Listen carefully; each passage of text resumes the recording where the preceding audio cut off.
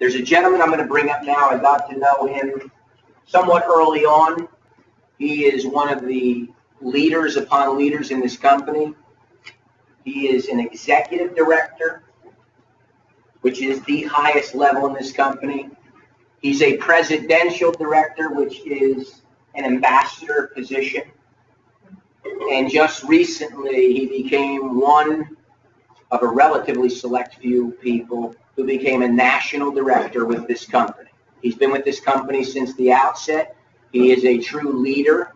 He just completed for all of us the most amazing training to once again defy us to fail but help us succeed. I'd like everybody to please welcome National Director Trey Dyer.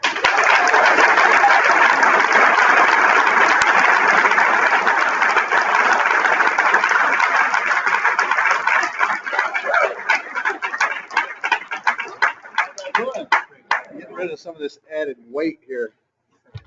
Can I turn this off? I like to walk around and I don't make a very good screen. Wow, you guys doing all right? Yeah. Man, I can't wait to hear what I have to say with an intro like that, you know? Man. You know, I've been to New Jersey, been to Pennsylvania a few times. And before I started coming up here, I talked to several people who had teams up here and they were going, Trey, you know, there's some skeptical people up there. I'm like, wow, we're going to get along great. Because I'm one of those, right? I'm from a small town. Now, you guys have a really cool small town here. I mean, all the towns up here are really, really beautiful compared to my town. I look out and it's just like, wow, you know? The town I'm from is called Baird, Texas. I know none of you guys have heard about that, but you know Dallas, right?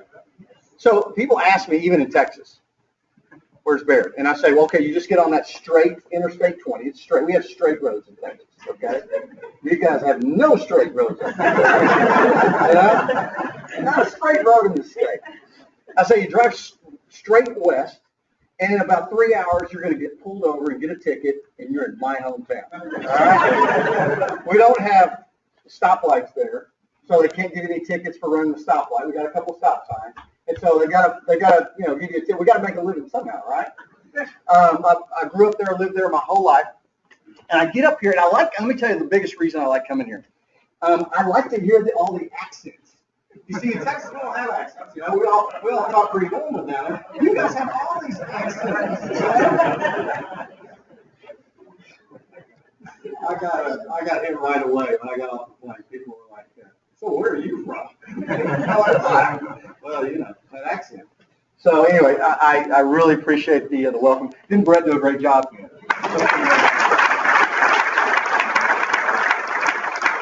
It's apparent that he works for this restaurant because he made me walk by the buffet just to get up here, right? So, okay, so let me start off by telling you guys a little bit about my story, and I'm going to tell you a little bit about my day because it's been it's very much like my business. Okay, I was a skeptic. I've been in this business. I didn't.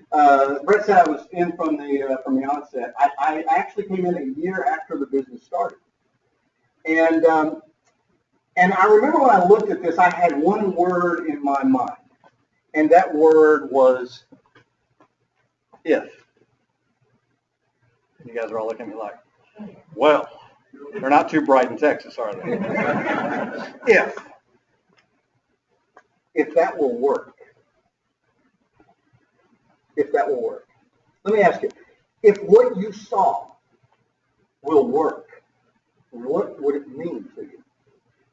I mean, I know it showed you a lot of numbers and a lot of money here, right?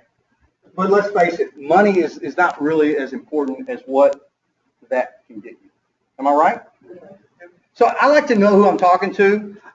It's easy in Baird when you're talking to both those people and you're related to them, right? but here I like to kind of get to know who I'm talking to. So let me ask you, for those of you that were looking at this and maybe you ask yourself the same question, if that will work, what's in it for you? Those of you, maybe some of you guys like to help out with your own retirement. Any of you guys want to do that? You're doing this for retirement? Okay. Residual income coming in every single month. That's a pretty good retirement. And by the way, retirement is not based, I figured this out, it's not based on age, is it? right? So being retired at 40 is a pretty good deal, isn't it? How about kids' school? Anybody doing this for kids' school? Okay, some of the same hands. School's expensive these days. And there's plenty of money up there for that too, right? What about this one? Who would like to fire their boss? Now, if you're sitting next to your boss, don't raise your hand. All right? I guess I probably should have opened with that one. Who would like to take more vacations? I'm thinking a 6-month vacation twice a year. All right? Man, all hands on the. Let me ask you, where would you go? Where would you go? Everywhere. I like Bear. You gotta really want to come to Bear. Dallas? Dallas is a good place. It's kind of hot. Yeah, I got off the plane here and I'm like, well, they still have spring up here. You know? I know where spring goes now once it leaves Texas. Dallas. Who is that? Is that everybody go to Dallas? Is that where you guys want to go? Where else would you go? Key West. We were in Key West lately. It was pretty good down there. Pretty good. Hawaii's good. Would it be nice to go on a vacation once a month? I mean, wouldn't that be cool? Takes money. Takes money. Whatever it is, and we've all got different whys. We've all got different reasons.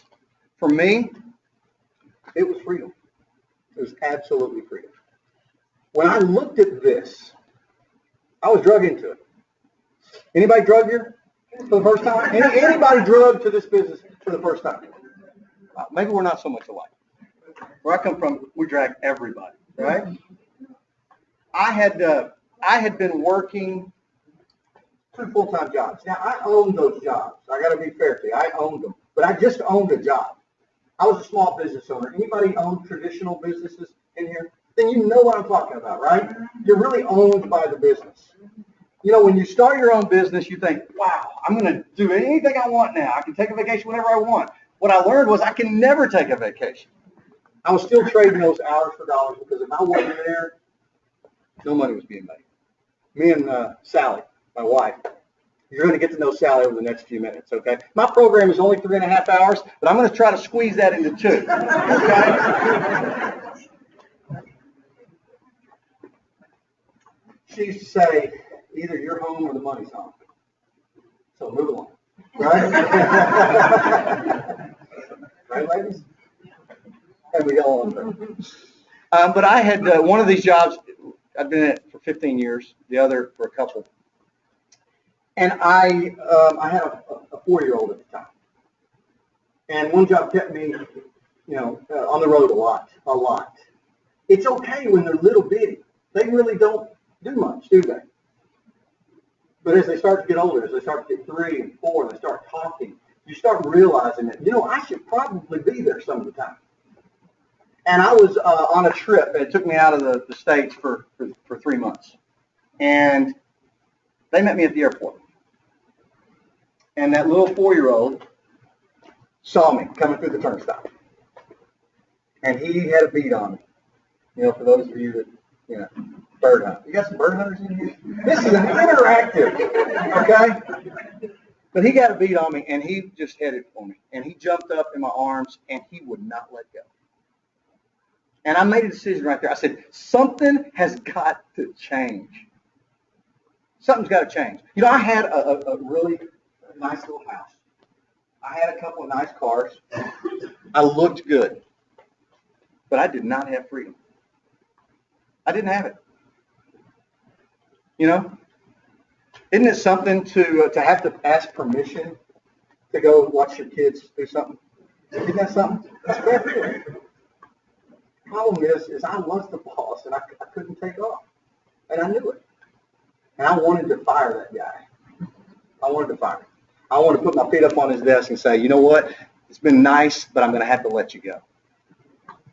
I knew what I wanted. I just didn't know how to get there. You see, you saw that leverage quote by Ted Morgan. Pretty good quote. Pretty smart guy. He had 3 rules. He said, for financial independence, which is what I wanted. All right. I wanted to celebrate the baseball tournaments, the basketball tournaments. I want to celebrate graduating kindergarten. They actually graduate. They got the little cap and gown. Instead of trying to explain to them why I couldn't be there. That's what I wanted. Just didn't know how to get there. But J. Paul Getty has 3 rules for financial independence. And he said one, and you're gonna, this is really cool because this is before Stream ever came along in my life. I knew these 3 rules. All right? And I always thought, well, I'm working towards those. I wasn't. One of them is this. You have to be able to look yourself in the mirror and know you're talking to the boss. Right? You got to be the owner of your own business. That's one rule. I had that. I was like, hey, I'm on my way, right? Second rule. You have to have something, a product or service that a lot of people want or use. Is that this business? Yes. I mean, think about it. What are those? More cell phones than toothbrushes. We need more toothbrushes, I'm thinking, right? But here's the kicker. This is the one that got me. This is what I didn't know. This was the question mark for me. Your business has to employ the use of leverage. I didn't have that. Didn't know where to get it. Thought I'd seen everything. Haven't we seen it all? I mean, haven't we seen it all? Have we not seen everything come through the door? Nothing new under the sun. And so when I get home from my second job, 2 full-time jobs, back from this trip, Sally has a DVD in her hands. And the biggest smile you've ever seen. I mean, she is just bursting with excitement. Okay? I'm not. And she says, this is it. We're doing this. This is the answer. And I took one look at that DVD. Back then, it wasn't a very good DVD. Right? And I said, I know what that is. And I told her all the reasons why we're not doing it. Now, I hadn't seen what's on it. I didn't have a clue as to what it was. Okay? But I thought I did, right? Because we've seen it all, hadn't we? And I said, here's the way that thing is going to work right there. You're going to lose all your friends. You know how that goes, right? Why? Because you're going to be shoving something down their throat that they don't want, and they don't need, and they're paying too much for. You're going to ask them to spend money on something that they don't need. So you're going to lose your friends. You're going to lose your money, probably that you've already invested. And you're going to wind up with a garage full of whatever it is you're selling. And that's why we're not doing that. And I turned around and walked away. Now, Sally is kind of hard-headed. Thank God. Right? There's not a day that goes by that before my feet hit the ground that I don't look up and say, thank you, God, for making her so hard-headed. Right? She was stubborn. She believed. She's already seen the information. She saw what we had. And she said, let me tell you something. Ladies, y'all all got that finger. All right? And she pulled it out. She said, let me tell you something. I'm doing this because I believe it. I couldn't let that go, huh, guys? She can't have the last word on me, right? I'm the breadwinner, right? So I probably made the biggest mistake that I've made in the business so far. I opened my big mouth and turned around and said, fine. I'm going to say I told you so. If you make any money, keep it.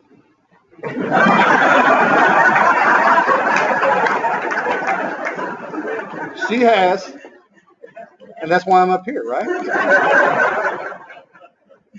But she put me on an allowance, so I got that going for me. It took her a couple months to finally get me to sit still. And I don't know what it was that made me find, maybe it was that I didn't see her taking time away from the family to do this business. I didn't see our friends walking the other way. I didn't see them not answering the phone I picked up. I don't know. But she got me to sit down and look at it. And once I did, I saw. Right? My eyes were open. I saw something, and it wasn't too much unlike a room like this. Okay, so here's what I like to do. And I'm going to tell you, this is what I saw when I first looked at this. Okay, this helped me a lot because I had this stereotype in my mind of people that did home-based businesses. All right. I would like, first of all, if you're a regional director, to stand up. Let's take a look at you, regional director.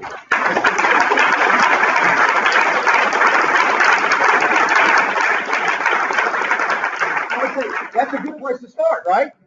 But don't stick around there too long because you want to be a managing director then, right? Now, managing directors, I'm going to ask you guys to stand up. Let us take a really good look at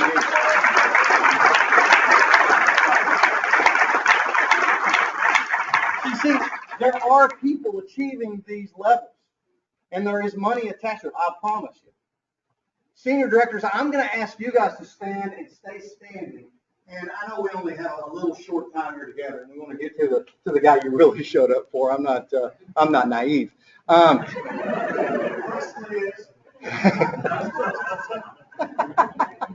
Hey, we've proven him wrong, right? Somebody got a picture here, man. I got to send it to the president. Okay, if you're senior director, I'm going to ask you to stand up real quick and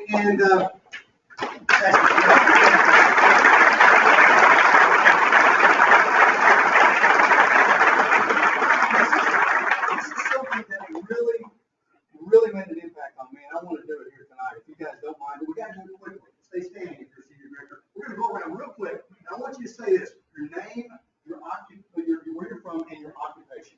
Okay? Because I want everybody to hear that. All right, let's start. Let's start here. Michael Financial Services, and you don't take care of it. Excellent. Scott Schmidt, I work for chiropractor. Trey Dyer, Pennsylvania. And then I want to stay for mom because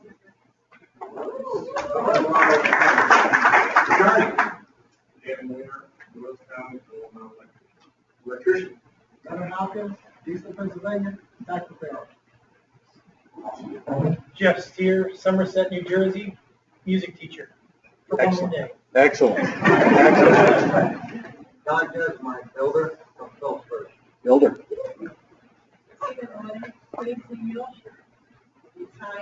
I love it. Pennsylvania, landscape design builder. Yeah. Some of you on the government today, Easton, owner restaurant. I love it. Can we move somebody back there?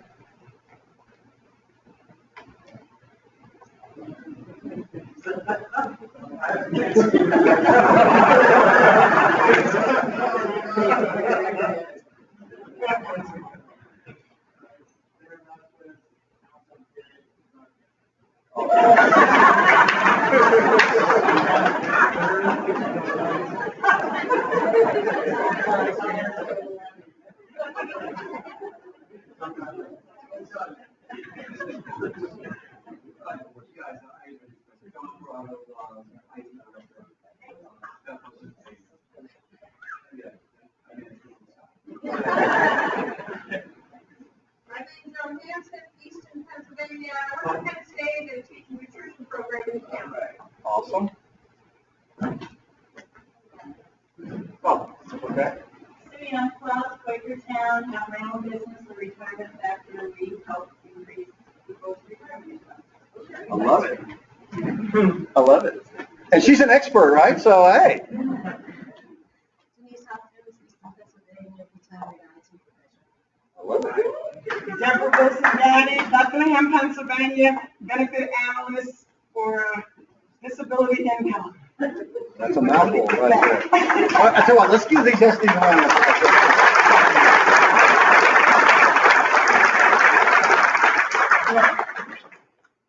I love hearing all the occupations. I usually hear something different every time. You know what I rarely hear? Salesman. But yet that's the perception I have this world. We're going to go sell something, right? That's what we're going to do. We're going to sell something. Boy, was I wrong, huh? We have occupations. You can be, I have seen every occupation under the sun be successful. And so if you're sitting there and you're watching some of these guys, you know what I'd say, dude? Corner them after this, all right, and get their perspective. Because everybody's got a different perspective. Everybody's got a different training tip. Everybody's got a different piece of advice for you. Take it all. That's what I did. Become a real learner and learn from these SDs, because the SDs, I'll tell you, I had a big struggle to get the SD. I couldn't figure out how to get there. And so I have the utmost respect for senior directors. And so, way to go, guys. We've got some executive directors. Let's have them stand away, Greg. Have them stand away from. I want to make sure that you guys know who these people are, because I'm going to tell you something. This is the cream of the crop here. It doesn't get any better than that. It's hard to get to executive director. Am I right? Executive director. It's hard. These guys stuck it out and they had the commitment. So.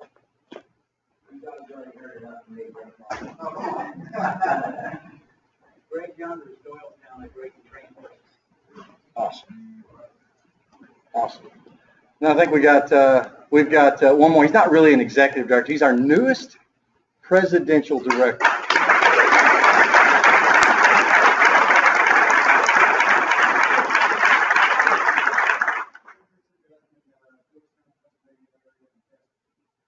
That's awesome. Met him when he had like 30 people in his team. You know what I mean? Didn't have anybody. Now it's thousands. Now they play music when he stands up. You know what I mean? Let's give it up for these guys.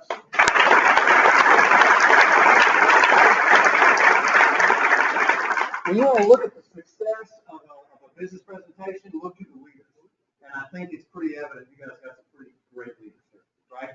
So you can certainly look up to your leaders and aspire to be like them, aspire to learn from them, because that's how this thing works. You know, what I found is that it's not really taught, it's kind of caught, and it's caught by getting around. And that's what I did early on. When I saw this, I said, wow, here's something different. Thought I knew what it was, but boy, was it ever different, wasn't it? And I started watching these leaders. And let me tell you a couple of things, what I saw when I looked at this, and kind of my perspective when I was new, when I was looking at this for the first time.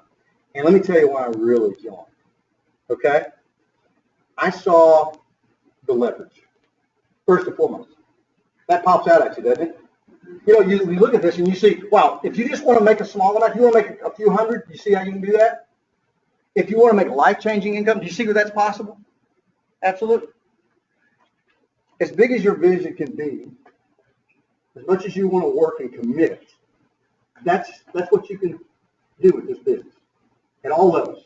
You know, I've talked to people in this business that they saw an amount in here. Got a couple down in San Angelo, and they were trying to figure out how to come up with this insurance payment every single month, and it was an exact amount to the amount they saw in here. It was a few $100s. They saw it. They said, we can get it. Boom, they got in.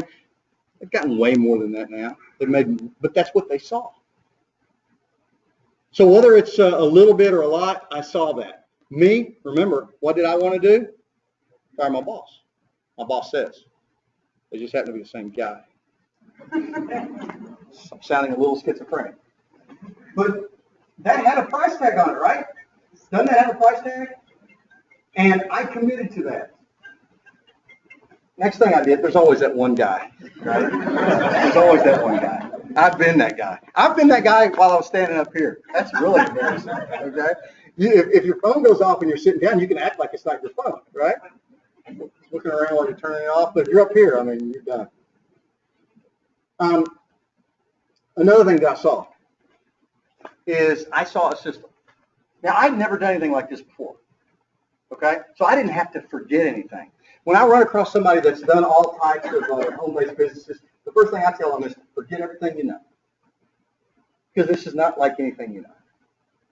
A lot of people in our business, they get in, and it was a lot the same way, and I was so excited, and they started telling me, here's what you need to do, here's what you need to follow, and I said, I don't need that. I got this. Anybody say I got this? I got this. You know what? I found out I didn't got this. Right? I didn't got this.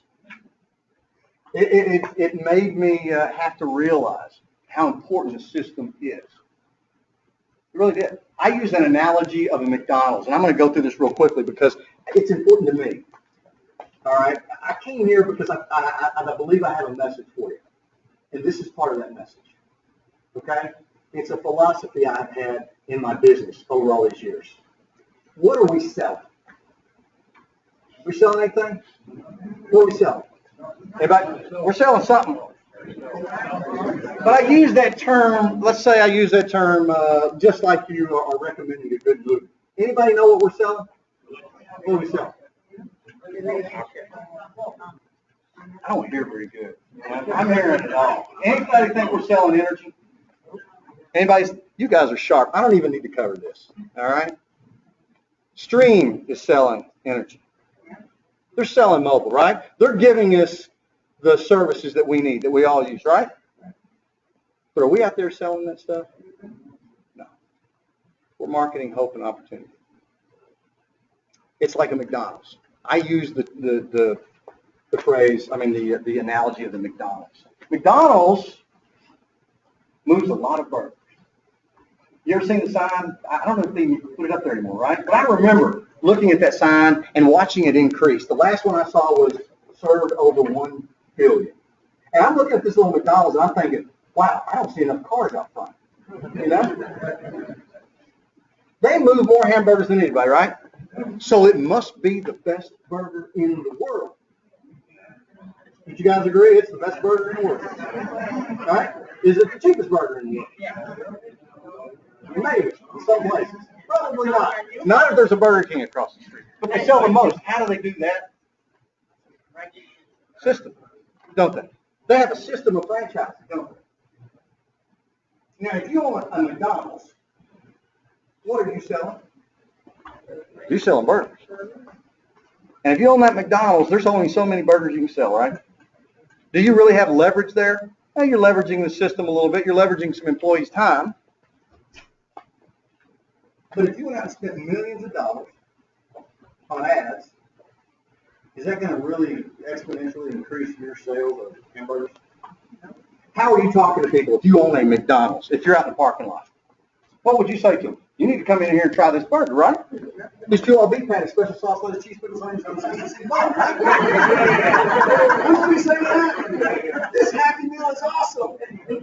Come in here and sit on this clown's lap, right? Wouldn't you be doing that? Is that how McDonald's sells all the burgers? No. How do they sell them?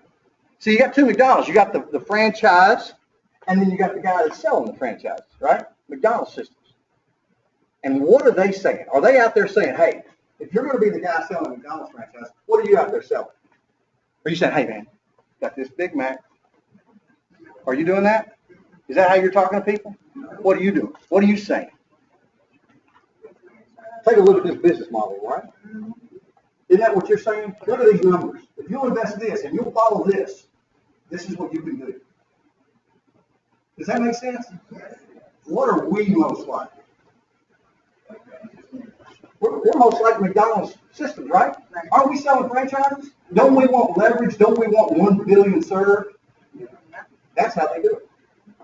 To me, that was profound. Because I was out selling energy. First 10 people I talked to, who you got for your energy company? And they said, I don't know. Wouldn't even talk to me. I had to show back up to the business presentation, corner somebody and say, this isn't working. Why isn't it working? And I had to learn the hard way that the system was important. Now you guys probably, how many of you here have subscribed to my video series? That's cool. All right. MyStringTraining.com. You'll find it right there. Now, here's what I did. I had a little free time. This business does that. Okay? And I said, what did I learn that I would teach my team? And it was really only supposed to go out to my new team members in my team. And it kind of caught on. I've only had it up there a month. But it's the simple little steps, the system, the freedom plan that I want to teach, that I would teach a new associate. And so what I would encourage you to do, another big part of our business is duplication, right? Wouldn't you like the people you bring in to do what you do? If they would just do what you do, right? They don't do that. Have you figured out most people don't do this? Even the ones that sign up. Have you figured that out? The ones at the top are there for a reason, aren't they? They're there for a reason. this system, I wanted to try to convey what I learned. A good friend of mine has a great, I should have stolen it. Everything else is stolen. Okay? Somewhere I heard that good artists borrow, great artists steal. I want to be a great artist. This guy uses what he calls a batting average. He says, okay, if you do something often enough, you start to develop a ratio. And what are you saying to these people? You talking about hamburgers, or you talking about business? And he says you have to do it often enough, and you develop this ratio. If you talk to 10 people and one says yes, one's interested, then you've got a batting average of, you're batting 100, right? If you keep doing it and you get better, that batting average gets better. And so, you know, I'm sitting out there and I'm having a cup of coffee. And I think it was Mr. Mark that said, talking about Babe Ruth. Is that right? Babe Ruth. Right. And he said something that really struck me out there. He said, you know, Babe Ruth, hey, he's the home run king, but he's also the strikeout king. Isn't he? It's also the strikeout king. This is the message that I have for you, and this is so important because this was everything for me. This was the number one thing. This was the reason that we got to where we got. This was the reason that I was able to walk away from both of those jobs in 12 months. It's one thing. The batter goes up to the plate, and he swings the bat. And in the big leagues, I've become a big baseball fan. My 13-year-old is a huge baseball player, right? And I've discovered by watching television that if you can just hit 2 to 3 out of 10, you make millions of dollars. Most of the time, you're missing it, right? So is it enough just to go up and swing at that ball every time? No. No. It's not. Because a lot of people can do that. It's a lot of people can pick up the phone, right? For me, it was hard. Here's the key. The batter believes he's going to hit it every single time. One more story and I'm done. Okay? It's the story about today. Today was rough for me. I had this trip all planned. I get to ride with our CEO. Man, it's not often I get to do that, right? I'm excited. I'm fired up. He's got a rental car, so I don't have to buy a rental car. That's great, right? All I got to do is I got to get the hotel ML by lunchtime. Got it covered. Got it all planned out. Some of you guys got this business. You see it. You got it all planned out, right? I can see it. Some of you guys keep planning and never actually do anything. You're getting ready to get ready. Me, I had this thing all planned out, man. I'm not gonna take a chance and get there in the morning. I'm going to get there the night before. Had my trip planned, but to get there last night. Stay at the hotel in Mel. That way I'll be there for the CEO. Right? Well, you got to understand, I drive 3 hours just to get to the airport from my hometown. On the way up there, I did not expect the traffic I got. In Texas, I mean, it almost resembles some of the stuff you guys get down in Philly, you know, at the wrong time, which is most of the time. I couldn't believe it. My navigator, the girl in the box, sent me way out around. And I'm driving, and I'm stressed out, and I'm thinking, I'm not going to make it. Okay? So I didn't plan on that. I mean, it would have been easier just to turn around and go home, quite frankly. I get there, and guess what I find out? I mean, I'm all stressed out. I'm sweating. I'm running. I'm, trying to make my gate. Get there, and I look at the deal, and it's like, well, we got a new time now. It's an hour and 5 minutes later. What was I worried about, right? But then I started thinking in my mind, wow, that means your connecting flight in Nashville is not going to make. And there's this huge long line. So I get in this line and wait 45 minutes. Only to find out, hey, you're not going to make it to Philly tonight. Good news. We got you on a plane first thing in the morning. Great news. I mean, I wanted to come and I wanted to come up here and I want to meet a lot of people from small towns, skeptical people just like me, right? That's what I'm looking forward to. This is my big why. This is my big, I get to ride around with Fowler. It's going to be a great week. And I said, here's the probably not so good news. We're going to get you there at 9 p.m. 9 p.m. I can't do that. I mean, I wouldn't even begin there, right? Major wrench in my plan. Major wrench. After waiting in line 45 minutes. So I go and I sit down, and the guy says, well, let me go and book you anyway. All right, so I'm thinking, I'll get off the plane in Nashville tomorrow. I go sit down and I start thinking, okay, well, I gotta get a flight out of Nashville in the morning early. I gotta get there, right? On another airline, I'm gonna make this thing happen. That happens, I'm gonna get there. All right? A lot of people in this business don't do that. You've got their whole business plan. You say, I got this. And some of you guys say, if I could only get so-and-so, he's going to get in this thing, he's going to make me rich. Am I right? Yes. So-and-so, I'm going to get 5 people right off the bat. I mean, you guys think about it. I'm going to get 5 people right off the bat. I'm going to get that 600. I'm going to whatever promo they got there, I'm a rock star. Right? How many times have you heard that? And they go, and the first couple of people tell them, I don't think so. Or the guy that's going to get in and kill this thing, he didn't join. And you know what? You quit. Because of that, don't you? I see it all the time. If it doesn't happen just right, you quit. But I didn't quit on the trip, right? I said I got to do something because I'm making it for that meeting. I don't care what it takes. I'm getting there. I'm getting there. So I go over and I sit down and I find this flight that's I should have been on a gold-plated plane for what they're charging for this seat, right? I had to get a hotel in the airport. I'm thinking, hey, got it now, right? Got it now.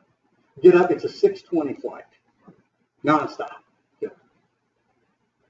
I give myself plenty of time to get to the airport. I'm driving to the airport. Traffic at 5:30 in the morning. Who ever heard of traffic at 5:30 in the morning, right? Then I get there and I'm trying to find a parking spot. And I'm thinking, where are all these cars coming from? What are they doing? What's this line? And I look over and they've demolished my parking garage. And so the whole airport, or most of that terminal, is trying to park in my terminal. It's okay. I've got a solution. I pull in, I whip into that terminal, and they're all lined up in front of me, and they're all going to hit those spots. No problem. I'll just take this little ramp here, and I'll get in front of all of them, and I'll hit the spot on the next level. Right? So I whip through that ramp called exit. Oops. One more time around the airport. By this time, I'm in danger of missing my flight. And I'm thinking, oh my gosh. Oh my gosh. That happens at, I was just talking to the guy outside, SD. You promote, you think you got it made. And all of a sudden, this happened to me as an SD. I made the commitment to talk to 7 to 10 people per week. That's a lot of money. Right? And for 6 weeks, nobody said yes. Now, I had this batting average going. I was better than the MLB. And for 6 weeks, a lot of people quit right there. They quit at every level, don't they? They quit at every level. Well, I finally found my parking spot. Way up on the top, there was 2 of them that somebody just, you know what, they just didn't want to go that high up, did they? I was willing to because I had this vision. I got to get to the meeting. That's how important it is. You guys are a great crowd here tonight. Let me ask you this. And I want you to, don't answer this, but I want you to ask yourself this. Am I going to show up next week? Am I? Am I going to show up next week? I would challenge you to do this. This is what I did, and I would challenge you to do this.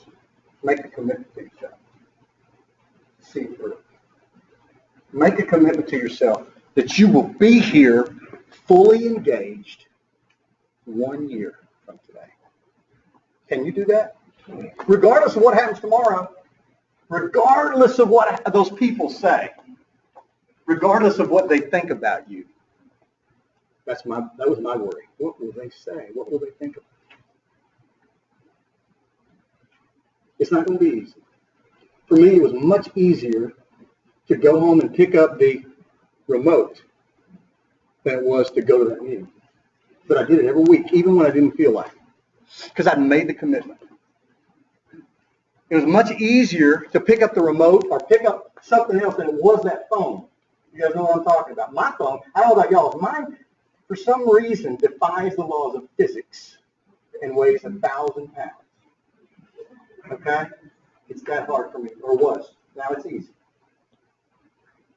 It would be much easier than that, right? But here's my closing thought, and I promise it is. Some of you guys are going, go home to Texas. I like you too. What was I talking about?